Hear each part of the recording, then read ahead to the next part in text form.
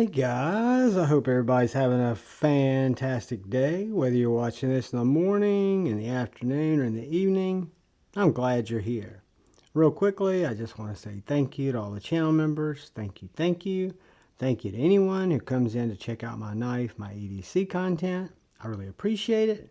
If you're so inclined and you haven't had a chance yet, if you'd hit that subscribe button and that bell notification icon, it would really help me out. And finally, this particular overview is made possible again by my buddy at A to Z EDC, my local knife buddy, BFF from school. If you would give him a follow on Instagram, I'll leave his link if I can remember in the description. But he's got a great collection. He's definitely worth the follow. And let's talk about this knife that he has let me check out, that up until this point I had never given this brand, Olamic Cutlery, really a second look, and I can't tell you definitively why. It just never really spoke to me. This knife is stunning. It is something that I really didn't expect. If I'm not mistaken, and I very well may be, he picked this little sheep's foot Whippersnapper up at Blade Show a couple years ago when we were there. And one of the things that attracted me to it, that to me is unlike anything I've seen, are these handle scales. Olamic calls this swirled carbon fiber. So at first I couldn't tell if it was a resin, but I think what it is it is a fat carbon fiber that is very highly polished. And it just makes for a stunning scales. You've got this raw bolster. This is a bolster lock Whippersnapper. They had started out as, I think, as a frame lock, and then they came out as a bolster lock. But this little knife is on the smaller side of size. So I'd call it a small to medium sized knife. But it's a knife that is absolutely ergonomically designed perfection. Perfection, I know, is a very strong word, but when you look at how this handle fits my hand, and I would almost guess anybody's hand, it is got a perfect choil, and once you set yourself up there, the rest of your hand falls back into this swell, and then you've got this little lip, if you will, that allows you to get additional grip depending on where your hand falls and where you want your pressure to be on your cut. But again, this knife is stunning, literally is the word that I have. It is Damasteel. You've got nice jimping here on the spine. You can see the Damasteel going through the spine. The pattern, kind of like a rainfall. I don't know what they call that pattern. But you've got this beautiful swedge on the sheep's foot. Nice flat spine. Very good access to the lock bar. You can see right here, you've got it cut down. So it's just a very easy pass through that bolster lock.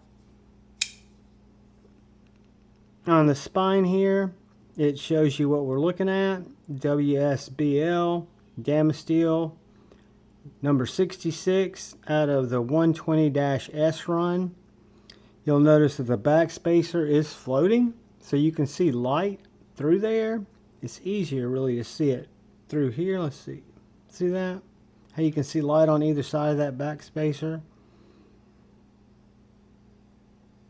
Lock geometry looks spot on. This is made in California. These are American made knives. They're made in California. They are done exceptionally well. Some CNC parts. When they started, it was all by hand. Again, I don't know why Olamic never really spoke to me as a brand, or none of their knives looked like anything I would really like, because after just experiencing this knife, the ergonomics are next level. The blade, they make this in a sheep's foot, and they make it in another blade style. I don't know if they call it a Warncliffe, but it's a little bit more angular, where this is a little bit more organic looking to me. Absolutely slicey. Absolutely carries like a dream. I mean, this thing goes in and out of pocket like nobody's business. You've got this titanium pocket clip with this round nub underneath, and you've got these two standoffs. So it literally slips right down in your pocket, rides to about right here, but doesn't even really look like a knife coming out of your pocket, to be quite honest with you. It is just a little gem. I mean, the action is spot on, whether I slow roll it, whether I thumb flick it, reverse finger flick it. The hole is perfect. It's not really a pair, but it's similar. And then you've got this top flipper that is just money.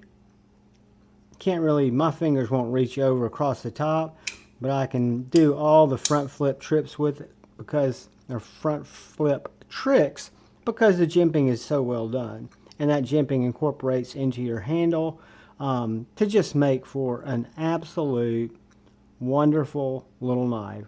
A little knife that, again guys, I tell you this with true transparency and honesty, don't get stuck in your ways.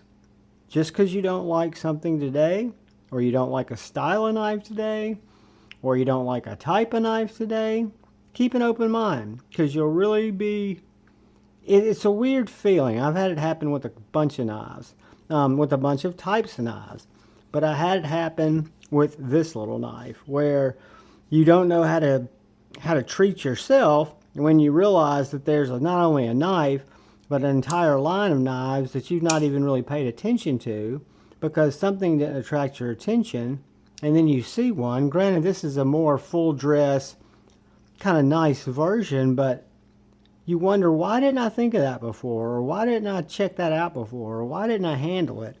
Yeah, it's a more expensive knife, but that's not an excuse, because we all know that we can save depending on what our situation is and forego buying more budgetary knives to buy nicer knives if that's kind of the route we want to take.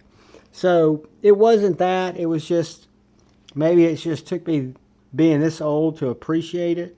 Let's do a couple of quick size comparisons. Start out with our bug out. And that is our regular size Benchmade bug out. It is just a little smaller than the Benchmade bug out.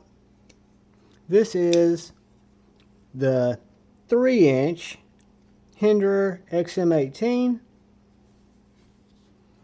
It is just a little bit smaller than the 3-inch XM18.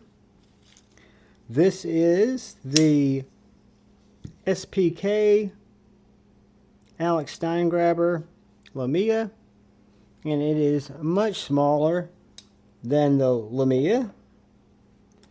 And then we've got the mini Koenig Arius, and it's even going to be a little bit smaller than the medium Koenig Arius, but I want you to look at the finger choil and the actual grip space that you have. So when you look at it that way, it is not that much difference.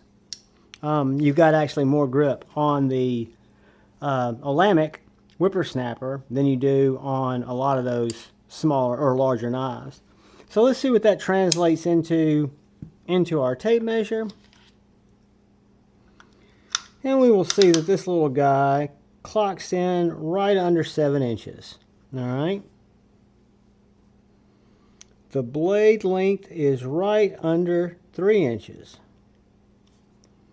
with a cutting edge of 2 1/4. And then your inside grip on the knife itself is a measly 2 3/4. But when you take it out to that choil, you're looking at 3 3/4. So 2 1/4, 3 3/4. So this is a smaller knife, but it is an absolutely fantastic knife. It's light. It is agile because you've got titanium, you've got some milling, and then you've got the Swirl carbon fiber. So this knife's going to come in right at 3.35 ounces. And Damasteel, titanium, Swirl carbon fiber, premium materials, right under 3-inch blade. That doesn't bother me at all. I think it makes for just a very, very elegant, sexy, functional, just stunning EDC knife or collector's knife. This is the Olamic Cutlery Whippersnapper. It was, I guess, lent out to me by my buddy, A to Z EDC. Please go give him a follow. But if you would, guys, thank you for watching. And please look out for the guy or gal to your left. Please look out for the guy or gal to your right. Please look out for each other. Go forward with love in your heart and choose debate, not hate. I love each and every one of you as I fail it. I got it stuck. Peace.